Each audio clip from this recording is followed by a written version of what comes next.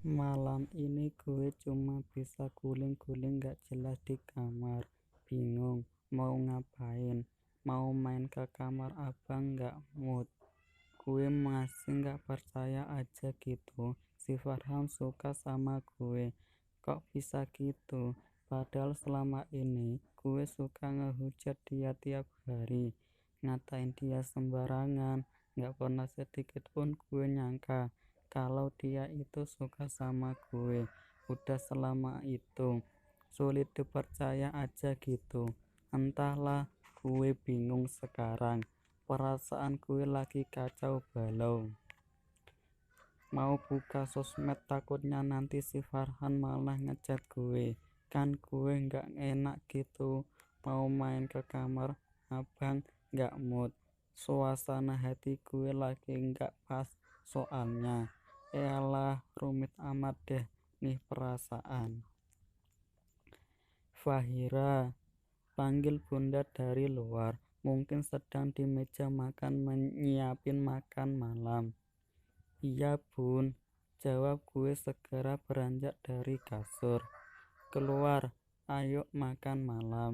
Iya, bunda, bentar. Jawab gue sambil membuka pintu kamar untuk segera menuju meja makan. Sesampainya gue di meja makan, ternyata di sana sudah ada Abi dan Bunda yang sedang nyiapin makan malam. Abangnya mana bun? Tanya gue sambil narik kursi dan duduk. Mungkin lagi di kamarnya nak. Coba kamu panggilin Gih. Oke bun, bentar. Jawab gue beranjak dari duduk gue dan menuju kamar abang. Sesampainya di kamar abang gue langsung aja buka pintu kamarnya seperti biasa tanpa harus diketok. Bang, ayo mak yang mau makan malam. Ajak gue ke abang yang lagi ngerapiin makan lah makalah kampusnya. Oke, ayo. Jawab abang segera beranjak dari kasurnya dan udah ngekor di belakang gue menuju meja makan.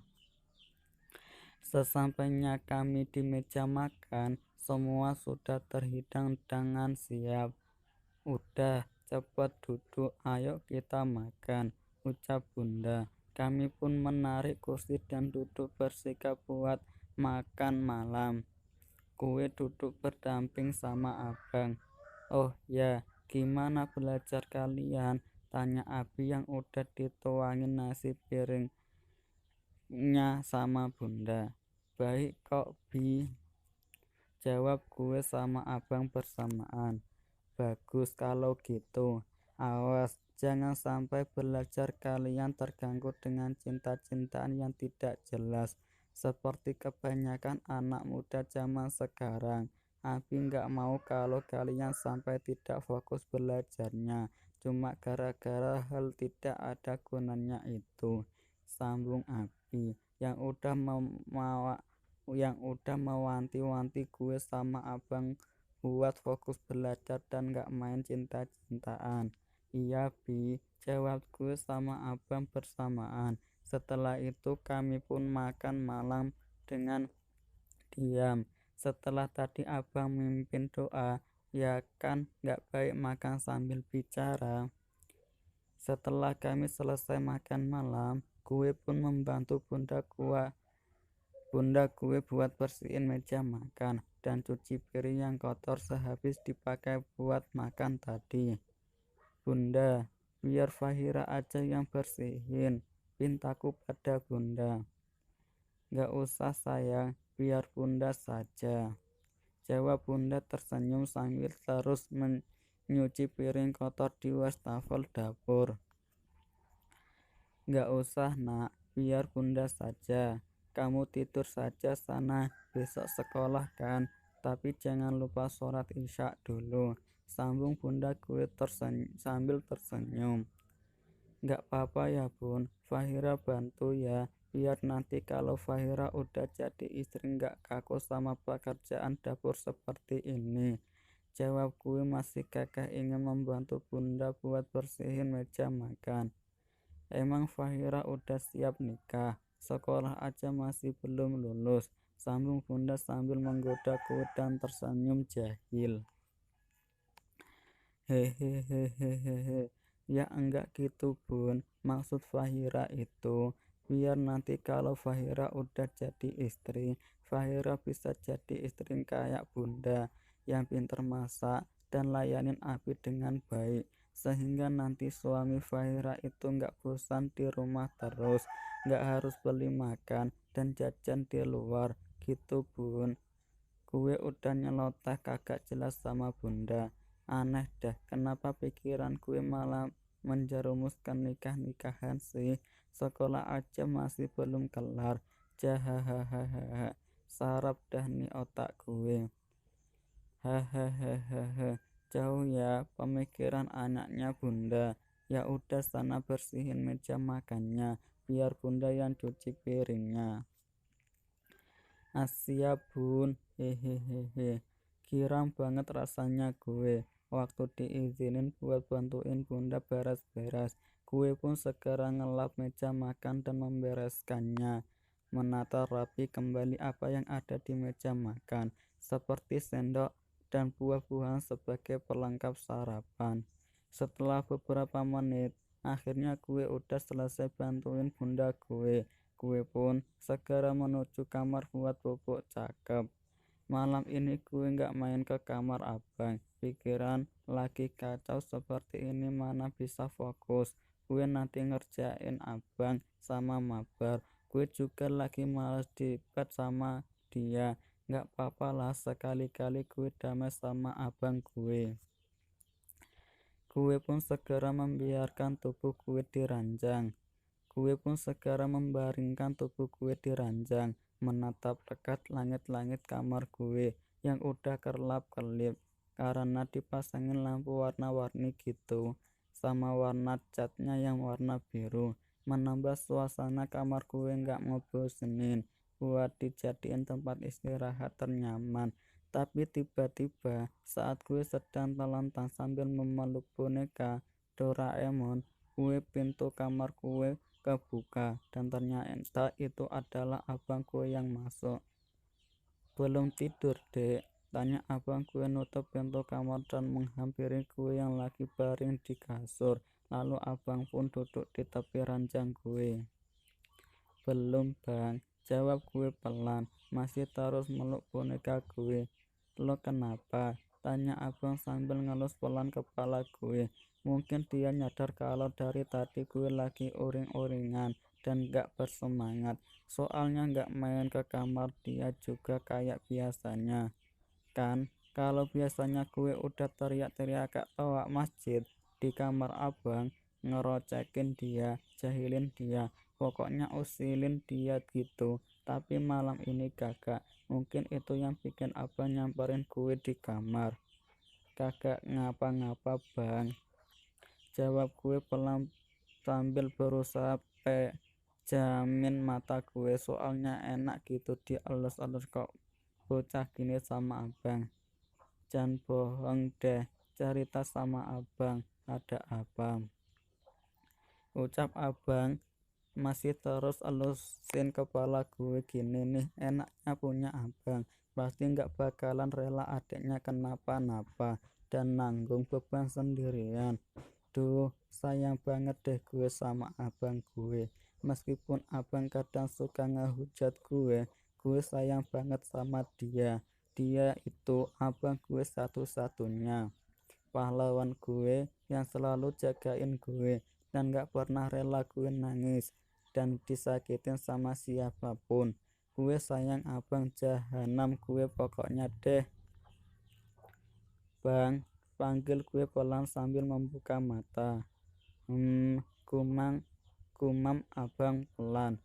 Adik ditembak cowok, jawab gue spontan dan langsung aja to the point. Gue gak suka bertele-tele. Terus tanya abang gue enteng. Kok malah terus sih bang? Tanya gue kagak ngerti apa maksudnya. Terus kenapa lo kagak koit kalau udah ditembak? Sambung abang, masih sempat-sempatnya bercandain gue. Orang gue udah serius juga. Is, abang mah gitu, bercanda mulu. Orang adik serius juga. Jawab gue udah nimbu abang gue pakai boneka yang gue peluk tadi. Hehehehehe, iya iya, maaf. Jawab abang cengengesan. Terus lo terima nggak? Sambung abang. Nggak tahu bang, adek bingung mau diterima atau kagak. Jawab gue kembali meluk boneka gue dan masih terus berbaring. Hati lo gimana? Lo juga suka sama dia apa kagak? Nah itu, adik juga bingung sama perasaan adik sendiri bang. Adik suka atau enggak sama dia? Jujur, emang selama ini adik suka ngehujat dia, tapi sedikit pun adik gak pernah benci sama dia. Cuma kesel biasa, setelah itu udah. Sambung gue ngejelaskan panjang lebar ke abang gue apa yang lagi gue rasain sekarang. Cuma dia tempat gue bercerita, gue tuh sayang banget sama abang. Dia itu gak pernah bikin gue nangis, meskipun suka bikin gue kesel dan jahilin gue. Tapi ya itulah kami, meskipun sering banget debat mulut, tapi sebenarnya kita itu saling menyayangi. Gimana gak sayang, dia abang gue satu-satunya. Tapi sebenarnya kita itu saling menyayangi. Gimana gak sayang, dia itu abang gue satu-satunya dan gue adik dia satu-satunya juga. Ikut kata adik aja. Apapun keputusan yang bakal adik ambil nantinya itu harus bersumber murni dari hati adik. Abang gak mau lo nyesel nantinya kalau lo ngambil keputusan hanya karena alasan gak enak dan kasihan. Abang juga gak mau lo disakitin sama cowok di luar sana. Abang gak mau lo sakit hati juga cuma gara-gara cinta-cintaan yang kebanyakan unfaedah. Paham? Sambung abang gue panjang lebar. Gimana gue gak sayang sama abang? Dia sangat menyayangi gue kayak gini, jagain gue, wanti gue biar kagak sakit hati dan disakitin sama cowok di luar sana. Amazing deh abang gue. Iya bang, adek juga bego amat kok jadi cewek, kagak bakal kemakan sama rayuan dan gombalan cowok-cowok hidung belang. Tenang aja bos, bagus kalau gitu. Abang cuma gak mau lo disakitin. Lo tuh adik abang satu-satunya yang harus abang jaga mati-matian biar kagak dirusak sama cowok di luar sana. Sambung abang lagi. Uluh makin sayang deh gue sama abang gue. Iya bang, jawab gue singkat. Oh ya, kalau emang dia suka sama lo, suruh dia kemari, temuin abang. Abang mau tahu sejantan mana dia jadi lagi, sampai berani suka sama adik abang. Siap, hehehehe. Dan cuma siap aja lo, suruh dia temuin abang. Iya bang, bakal adik bilang kok nanti. Semua keputusan ada di tangan lo. Abang cuma bisa ngingetin jangan sampai bodoh cuma gara-gara cinta. Sambung abang gue yang udah ngawanti-wanti gue banget. Iya bang, jawab gue singkat. Ya udah, sekarang lo bubuk di. Abang keluar dulu mau kembali ke kamar. Oke bang, jawab gue singkat. Abang pun beranjak dari ranjang gue menuju pintu buat keluar. Bubuk, udah malam, besok sekolah lo. Sambung abang masih sempat-sempatnya ingetan gue sebelum nutup pintu kamar gue. Iya bang, jawab gue. Abang pun udah benar-benar keluar dari kamar gue dan gue pun narik selimut buat segera tidur. Udah jam 10 juga, gak baik kan kalau begadang. Udah, Cie yang udah nungguin jawaban Fahira, tapi kagak ada di part ini. Cie